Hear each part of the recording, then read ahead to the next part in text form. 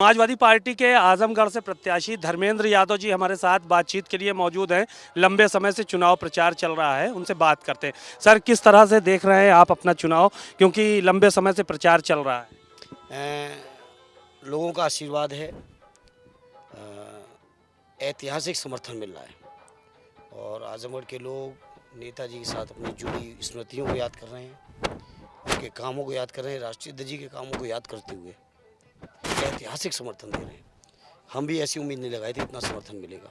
Sir, पिछली बार क्या चूक रह गई कहाँ पर कि जो है वो आप यहाँ से प्रत्याशी थे और निरहू को लोगों ने समर्थन चली गई, उसको मैंने एक्सीडेंटल हार के तौर पे स्वीकार करके इससे ज़्यादा हम उसमें डिबेट में नहीं आना चाहते। हालांकि जब डिबेट करेंगे तो प्रशासन से लेके शासन से लेके बहुत सारे राजनीतिक परिस्थितियाँ तमाम चीज़ें उसके लिए जिम्मेदार हो सकती हैं, लेकिन उसकी डिबेट ही नहीं करनी। अब तो क्या 4 तारीख को नया रिजल्ट आ रहा है। सर, क्या मुद्दे रहे जिनको लेकर इस बार आप मैदान में उतरे और बड़ी जीत जो है वो की तरफ देखा जा रहा है? देखिए, मुद्दे दो स्तर के कह सकते हैं। एक जो राष्ट्रीय परिप्रेक्ष्य में जो मुद्दे चल रहे हैं, देश का संविधान बचाना है, लोकतंत्र बचाना है, आरक्षण बचाना है, जाति जनगणना करानी है, अग्निवीर की योजना खत्म करानी है, हमारे नौजवानों को रोजगार देना है, किसानों की आमदनी बढ़ानी है, उनका कर्ज माफ़ करना है और बहुत से मुद्दे जो राष्ट्रीय परिप्रेक्ष्य में पूरे देश में चल रहे हैं। निश्चित तौर पे आजमगढ़ में भी वो सभी मुद्दे चल रहे हैं और आजमगढ़ के लोग बड़े जागरूक लोग हैं राजनीति में और बड़ा क्रांतिकारी फैसला लेते हैं आजमगढ़ के लोग। इस मामले में आजमगढ़ के लोग पूरे देश में पहचान है, तो स्वाभाविक इन मुद्दों के प्रति आजमगढ़ के लोग बहुत गंभीर हैं। सर, जो बातें निकलकर सामने आ रही थी, बड़े आरोप लगाए गए, आप लोगों के ऊपर भी परिवारवाद का आरोप लगाया गया कि अगर अखिलेश यादव को मौका मिले तो 80 की 80 सीटों पर जो है वो चुनाव लड़ा दें। इस तरह के बयानात जो है, इसका कोई असर देख पाते हैं? असल में आपको समझना चाहिए मुद्दे क्यों लाए जा रहे हैं। असल मुद्दे इसलिए लाए जा रहे हैं परिवारवाद के। परिवारवाद में या परिवार के हमारे लोगों का चुनाव लड़ना कोई नई बात नहीं है। 9 के चुनाव में हम लोग 4 लोकसभा चुनाव लड़ चुके हैं, 14 के चुनाव में 5 पे लड़े, 19 के चुनाव में 5 पे लड़े और 24 में भी 5 ही पर लड़ रहे हैं। थोड़ा सीटों का अदलाव बदलाव ज़रूर हुआ है। मैं बदायूं था, आज आजमगढ़ में हूँ, आदित्य नए आए हैं, इतना तो अंतर है, अदरवाइज कोई ऐसी नई बात नहीं है ना। और लेकिन चूंकि बीजेपी के पास अब मुद्दे खत्म हो गए एक भी उपलब्धि नहीं है 10 साल की।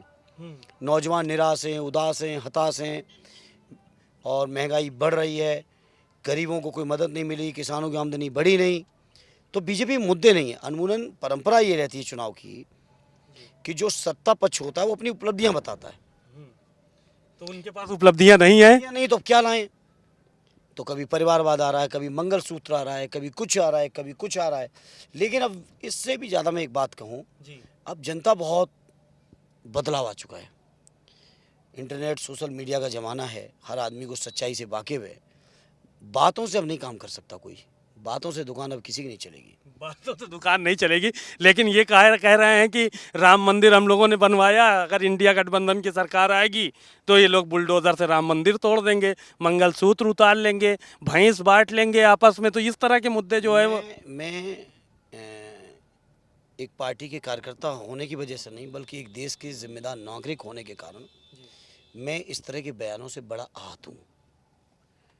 और कोई आम कार्यकर्ता कह दे, आम नेता कह दे तो बात अलग है। देश के प्रधानमंत्री जब इस तरह की बातें करें, प्रधानमंत्री होते हैं चाहे किसी भी दल के हों, और प्रधानमंत्री पद की एक गरिमा होती है, उनको इस स्तर पर नहीं उतरना चाहिए था। क्या जिन पार्टियों पर आरोप लगाया, उन पार्टियों ने सत्ता नहीं चलाई देश में?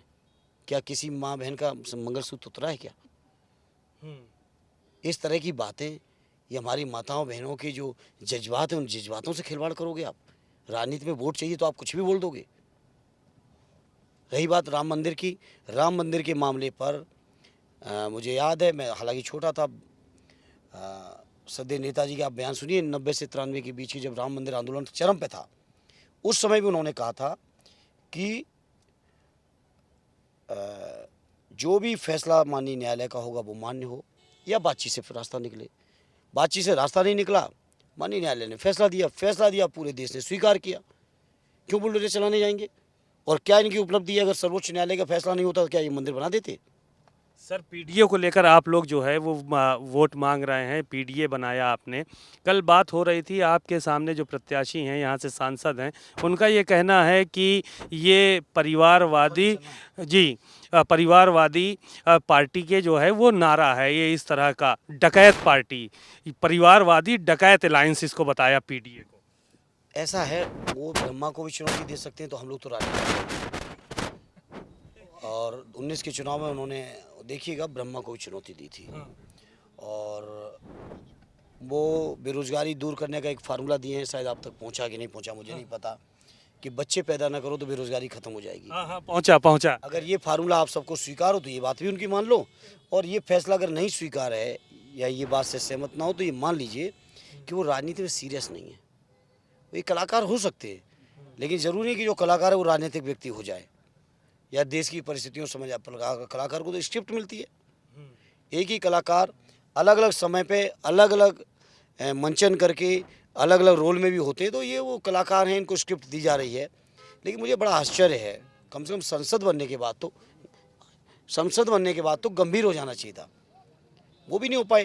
खैर, अब कोई ज़रूरत भी नहीं, गंभीर हो ना हो, जनता 2 दिन 3 दिन बाद फैसला ले लेगी। आप बहुत अच्छे नेता हैं और आपका स्वभाव यहाँ के कार्यकर्ताओं को बहुत पसंद है, और लोग ये कहते हैं कि धर्मेंद्र यादव से मिलना बड़ा आसान होता है, लेकिन विपक्ष इस बात को कह रहा है आपका कि वो चले जाएंगे, आएंगे नहीं, यहाँ की सरजमीन से ताल्लुक़ नहीं है। मैं 15 साल सांसद रहा, 5 साल मैनपुरी से रहा, 10 साल बदायूं से रहा, उसके बाद 5 साल बिना सांसद के भी रहा बदायूं की राजनीति में।